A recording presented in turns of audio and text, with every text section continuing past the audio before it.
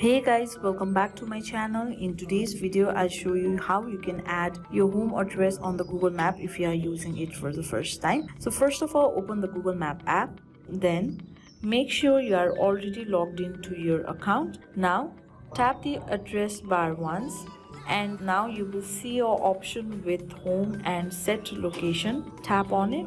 Now once you tap on it, you can set your home address by choosing it on the map, or you can also choose it from the contacts, or you can directly type your home address on the search bar itself.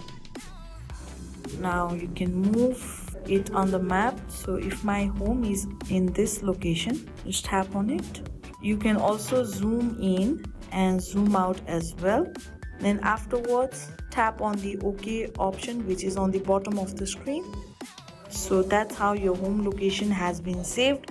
So this much for today. I hope this video was helpful for you. If you like the video, please give it a thumbs up and don't forget to subscribe, and I will see you soon.